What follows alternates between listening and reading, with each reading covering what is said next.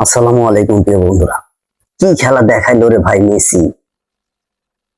এক, দুই, তিনটা গোল, হ্যাটট্রিক করলো মেসি এই বয়সে, এই বুড়া বয়সে। চিন্তা করছেন? এই জন্যই তো তারে দলে রাখা হয় এবং এই বিশ্বকাপটাও খেলানো হচ্ছে, কারণ ও থাকা মানে আতঙ্ক। দেখেন এই বয়সে কি সুন্দর খেলে সে ম্যাচ জেতালো। যাই হোক, আর্জেন্টিনার ভক্ত যারা, তারা কিন্তু আবার স্বপ্ন দেখতেছে ভাই, আরেকটা বিশ্বকাপ নিবে, চারবারের চ্যাম্পিয়ন হবে মেসি, দেখিয়ে দেবে এবারও। ওদিকে ব্রাজিল ভক্ত যারা আছে তারা কিন্তু প্রথম ম্যাচই তারা জিততে পারে নাই।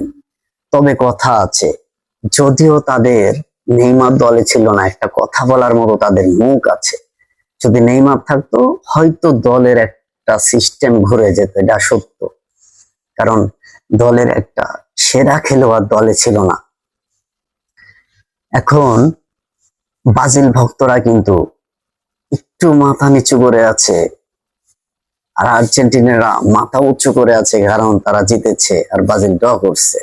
তবে ব্রাজিল ভক্ত, তোমরাও চিন্তা করো না, তোমাদের খেলাও সামনে আছে, তোমরাও জয়ী হয়ে দেখিয়ে দাও।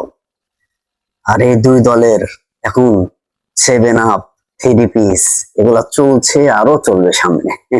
এটাই বাস্তব। এখন যাই হোক, আপনাদের সামনে আমি আলজেরিয়া, ছোট্ট একটি দেশ, এই দেশটা নিয়ে কিছু কথা বলি। অনেকে হয়তো জানে না, এই দেশটা কিন্তু মুসলমান দেশ।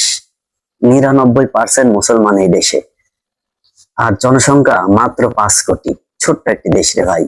তারা ফুটবল খেলে, বিশ্বকাপ খেলে, তাদের র্যাঙ্কিংও ভালো, খেলোয়াড়রাও ভালো। অথচ আমরা এই 18 কোটি মানুষ, একটা বিশাল দেশ, বিশ্বকাপে বাছাই পর্বে টিকি না ভাই। খুবই দুঃখ লাগে। কবে আমাদের বাংলাদেশ বিশ্বকাপে খেলবে, আমরা খেলা দেখবো, পতাকা উচ্চ করে ধরবো।